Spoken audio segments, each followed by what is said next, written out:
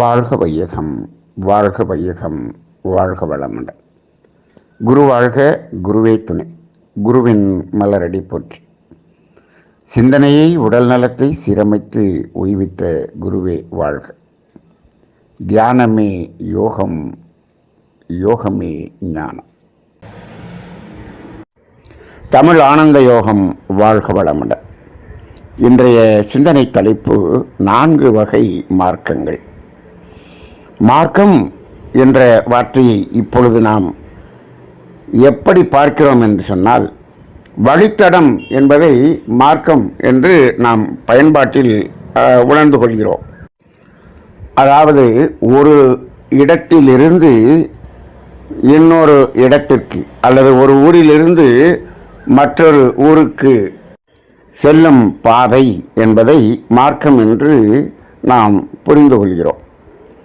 இங்கு இறை நிலை உணர்வதற்கு, இறை உணர்வு பெறுவதற்கு வாழ்க்கையில் எது பாதை, எந்த பாதையில், எந்த அடிப்படையில், எந்த வழித்தடத்தில் நாம் பயணம் செய்தால் அந்த இறை உணர்வு பெற முடியும் என்று சொல்வதை மார்க்கம் என்று நமது முன்னோர்கள் குறிப்பிட்டிருந்தார்கள். இதை யோகம் என்ற வார்த்தையிலும் நாம் பயன்பாட்டில் அதை வைத்திருக்கின்றோம். இப்போ அது 4 வகையான மார்க்கங்கள் என்று குறிப்பிடப்பட்டிருக்கிறது. ஒன்று பக்தி மார்க்கம், கர்ம மார்க்கம், கிரியா மார்க்கம், ஞான மார்க்கம் என்று 4 மார்க்கங்கள் கூறுகிறார்கள். இப்போ இது எந்த அடிப்படையில் சென்றாலும் அது இறுதியாக சென்றடையக்கூடியது என்பது இறை உணர்வு என்பதாகத்தான் இருக்கிறது. அவரவருக்கு எந்த சூழ்நிலை வாழ்க்கிறதோ அவரவர் அறிவு நிலைக்கு ஏற்ப இதில் ஏதாவது ஒரு மார்க்கத்தின் வழியாக அந்த இறை உணர்வை பெற முடியும் என்பதுதான் இதனுடைய நோக்கமாக இருந்தது. அதில் முதலிலே பக்தி மார்க்கம் அல்லது பக்தி யோகம் என்று சொல்கிறோம். பக்தி யோகம் என்பது நம்பிக்கை என்பதை அடிப்படையாக கொண்டு இருக்கக்கூடியதாக இருக்கிறது. நம்பிக்கை விளக்கம் என்று கூறுவார்கள். நம்பிக்கை என்று சொன்னால், நமது அறிவின் வளர்ச்சி குறைவாக இருக்கும்போது இந்த இறைநிலை, இறை உணர்வு என்பதை பற்றிய அறிவை அறிந்து கொண்டு அந்த நிலையில் தெளிவு பெற்று வாழ்வது என்ற நிலை இயலாத ஒரு காலமாக இருந்தது. அப்பொழுது அந்த இறை உணர்வு பெற்றவர்கள் தாங்கள் எப்படி அந்த உணர்வை பெற்றார்கள், அதற்கு எந்த வழியில் நடந்தார்கள் என்று அவர்களது அனுபவத்தை அப்படியே கீழே இருக்கக்கூடிய மக்களுக்கு உணர்த்தினார்கள் அல்லவா? அதுதான் பக்தி மார்க்கம் என்று சொல்லப்பட்டது. அவர்கள் கூறியதை நம்பி அதன் அடிப்படையில் நமது அந்த மார்க்கத்தில் பயணிப்பது.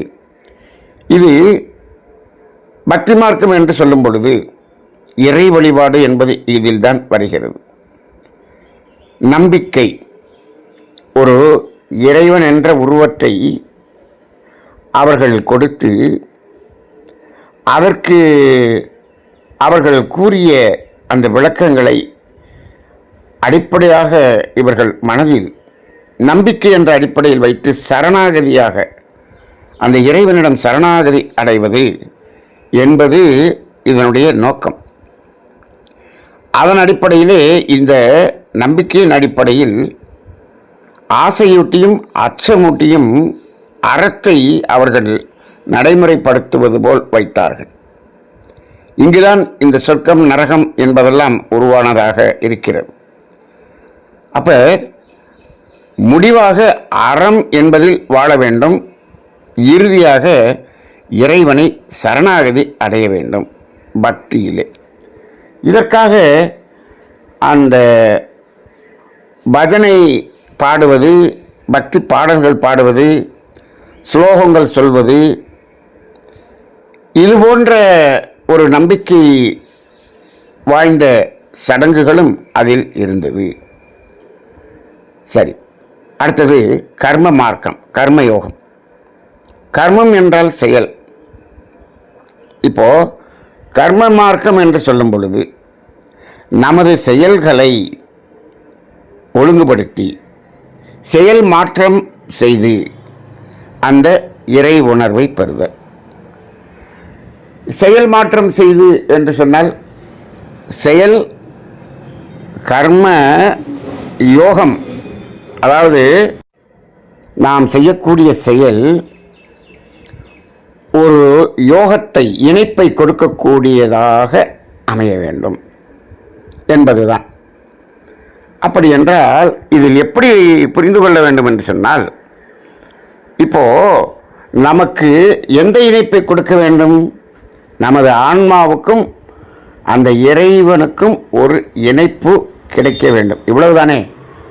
இப்போ அந்த இணைப்புக்கு தடையாக இருப்பது எது என்று சொன்னால் நம் கர்மயத்தில் இருக்கக்கூடிய கர்ம வினைகள்.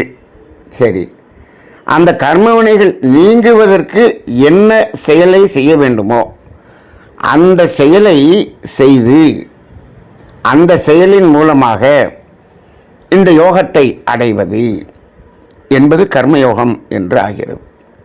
அப்படி என்று சொன்னால் புண்ணிய செயல்களை செய்வதுதான் கர்மயோகம் என்று ஆகிவிடும். அப்படி என்றால் பாவச் செயல்களை தவிர்த்து புண்ணிய செயல்களை செய்வது. அப்போ இந்த இடத்திலே இந்த கர்மவினை தத்துவங்கள், செயல்விளை தத்துவங்கள் எல்லாம் விளக்கப்பட்டு அதன் அடிப்படையில் நாம் செயல் மாற்றம் செய்து இந்த யோகத்தை அடைதல் என்பதுதான் இந்த வகையை சார்ந்ததாக இருக்கிறது. சரி, மூன்றாவது கிரியா யோகம் என்று சொல்கிறார்கள். இது முழுக்க முழுக்க இந்த மார்க்கம் பயிற்சியை அடிப்படையாக கொண்டு இருக்கக்கூடியதாக இருக்கிறது.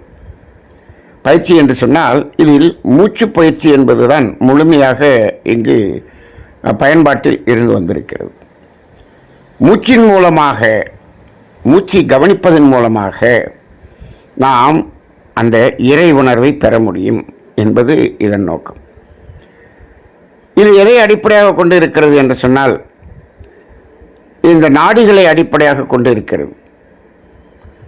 அதாவது இடகலை பெண்களை என்று சொல்வார்கள், சூரிய நாடி, சந்திர நாடி என்று சொல்வார்கள், சுழுமுனை என்று சொல்வார்கள். இந்த மூன்று நாடிகளை அடிப்படையாக வைத்து அந்த நாடிகளிலே அந்த சுவாசத்தின் இயக்கம் இயங்குவதை கண்டுணர்ந்து இடகலை பெண்களை என்ற இரண்டு நாடிகளில் மாறி மாறி ஓடிக்கொண்டிருக்கக்கூடிய அந்த மூச்சு என்ற சுவாசத்தை சுழுமுனையின் வழியாக இயக்கி அந்த இறை உணர்வு என்பதை பெறுவது என்பதுதான் இதனுடைய நோக்கமாக இருந்தது. அப்ப இந்த சுழுமுனை என்பது என்ன, அது எங்கு இருக்கிறது என்று பார்த்தால் முதுகுத்தண்டின் மையத்திலே இருப்பது சுழுமுனை நாடி. முதுகுத்தண்டின் மையத்திலே அந்த மூலாதாரம் என்ற அடிப்பகுதியிலிருந்து தலை உச்சி வரை நேராக ஒரு நேர்கோடாக இருப்பது சுழுமுனை நாடி என்று சொல்கிறோம். ஆனால் இந்த முதுகுத்தண்டு மூலாதாரத்தில் தொடங்கி அந்த கழுத்து பகுதியிலே வந்து முடிந்துவிடும். அப்போ அந்த சுழுமுனை நாடி அந்த முதுகுத்தண்டின் மையத்தில் இருக்கிறது என்று சொல்லுகிறோம். அந்த கழுத்துக்கு மேலே அந்த நாடி எப்படி பயணம் செய்கிறது என்று கேட்டால் அது மூளையினுடைய அடித்தண்டு பகுதியிலே இணைப்பு கொள்கிறது. இணைந்து அங்கு அந்த மூளை முழுவதும் விரிந்து அந்த மூளையின் மேற்பகுதியில் இருக்கக்கூடிய மையம்தான் தலை உச்சியாக இருக்கிறது.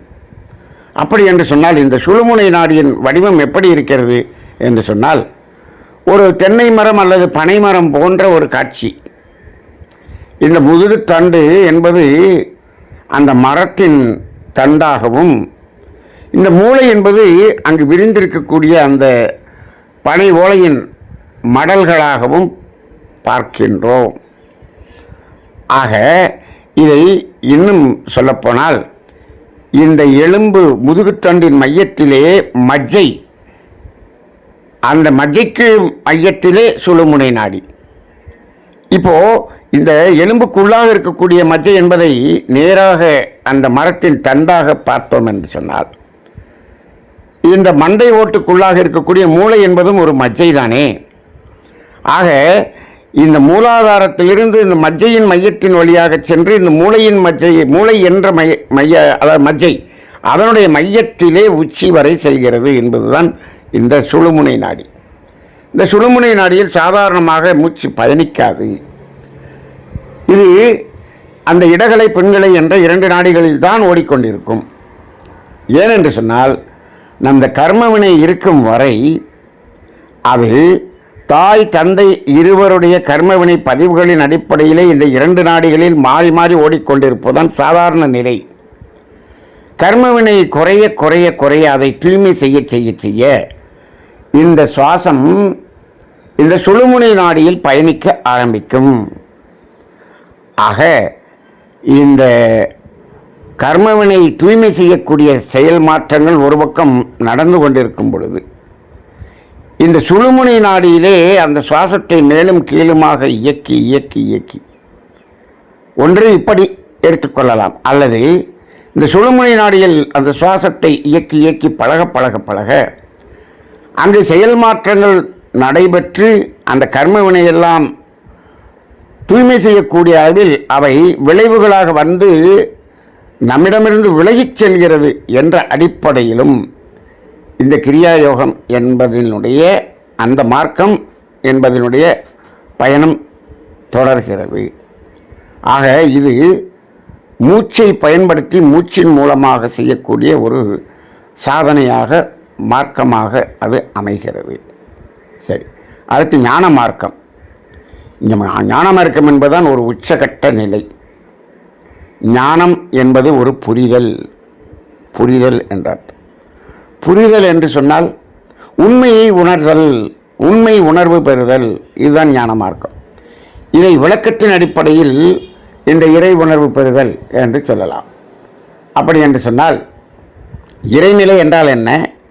அதிலிருந்து தோன்றிய விண் என்ற முதல் பூதத்திலிருந்து பஞ்சபூதங்களின் தோற்றம், அந்த பஞ்சபூதங்களின் கூட்டு இயக்கமாகிய இந்த உயிரின தோற்றம் மனிதன் வரை எல்லாவற்றையும் உணர்ந்து இந்த மனித வாழ்க்கையிலே அந்த சுத்தவெளியாகிய தெய்வநிலை என்பதை மையமாக கர்மயத்தின் மையத்தில் இருந்து கொண்டிருக்கிறது என்பதையும் உணர்ந்து அதற்கும் இந்த மனதின் இயக்கம் வந்து முடியக்கூடிய அந்த உயிரின் சுழற்சிக்கும் இடையே கர்மவினை என்ற ஒன்று இருக்கிறது என்பதை உணர்ந்து இந்த கர்மவினை தூய்மை செய்ய தூய்மை செய்ய தூய்மை செய்ய உயிரின் படர்க்கை நிலையாகிய மனம் ஒடுங்கி ஒடுங்கி ஒடுங்கி மையத்தில் இருக்கக்கூடிய அறிவாகிய தெய்வ நிலையோடு இணைப்பு பெறுவது என்பதுதான் இந்த ஞான மார்க்கம். அப்படி பார்க்கும் பொழுது இந்த உயிரின் படர்க்கை நிலையாகிய மனம் புலன் வழியாக பொருள்களோடு தொடர்பு கொள்வதிலிருந்து திரும்பி அகம் நோக்கி திரும்பி, அது மட்டுமல்லாமல் அந்த பதிவுகளினால் ஏற்படக்கூடிய எண்ணங்கள் மூளை வழியாக செயல்படுகிறதே, அந்த எண்ணங்களிலிருந்தும் விடுபட்டு மனம் தனித்த மனமாக அந்த மனதின் அடித்தளத்திலே அந்த உயிர் இயக்கத்தோடு ஒன்றுபடும் நிலை, இதுதான் ஞான மார்க்கம். ஆக மனம் தன்னை உணர்வது என்பதுதான் ஞானம் என்று சொல்கிறோம். தன்னை உணர்வது என்று சொன்னால் அது இந்த 5 புலன் வழியாக அழுத்தம், ஒளி, ஒளி, சுவை, மனம் என்பதை உணர்ந்த மனம் அதிலிருந்து விலகி தனித்த மனமாக நிற்கும்போது அது தனது மூலமாகிய உயிரை உணர்ந்து உயிரின் மையத்திலே கருமையத்திலே அந்த உயிரின் மூலமாகிய அந்த தெய்வ நிலையை உணர்வது என்ற ஒரு நிலை என்பதுதான் ஞானம். அப்போ ஞானம் என்பது ஒரு புரிதல். A simple understanding is wisdom என்று சொல்லுவார்கள். அப்போ எதை புரிந்து கொள்தல்? நான் என்பது எது என்பதை புரிந்து கொள்வது. இந்த நானாகிய இறைநிலையே உயிராக வந்து அந்த உயிர் படர்க்க நிலையே மனமாக வந்து அந்த மனம் என்பது புலன் வழியாக இந்த இயற்கையில் இருக்கக்கூடிய காந்த தன்மாற்றங்களை உணர்ந்து கொண்டிருக்கிறது. இவை அனைத்தையும் அடித்தளத்தில் உணர்வது யார் என்பதை கண்டு உணர்வதுதான் ஞானம். தன்னை உணர்தலே ஞானம். ஆக அந்த அடிப்படையிலே அந்த தெய்வ நிலைதான் அணுவாகவும் பஞ்சபூதங்களாகவும் மனிதன் வரை உயிரினங்களாகவும் வந்திருக்கிறது என்ற ஒரு உண்மையை, தன்மாற்ற சரித்திரத்தை உணர்ந்து தானே அதுவாக இருக்கின்றோம் என்ற உணர்வு பெற்று அங்கு இறை நிலையோடு இணைப்பு பெறுவது என்பதுதான் இந்த ஞான மார்க்கம் என்பது. ஆக இதில் எந்த ஒரு மார்க்கமாக இருந்தாலும் அந்த மார்க்கம் நம்மை அந்த இறை உணர்வில் இணைக்கக்கூடிய ஒரு மார்க்கமாகத்தான் இருக்கிறது. அவரவர்களுடைய நிலைக்கு ஏற்ப ஏதாவது ஒரு மார்க்கத்தில் இந்த உணர்வை பெற வேண்டும் என்பதுதான் நோக்கம் என்றாலும், இன்றைக்கு கல்வி நிலையில் உயர்ந்த மனிதன் மற்ற 3 மார்க்கங்களை விட ஞான மார்க்கம் என்ற ஒரு நிலையில் விளக்கம் பெற்று அதன் வழி மாறுவது என்பதுதான் இன்றைய மனிதனுக்கு சாத்தியமானதாக இருக்கிறது.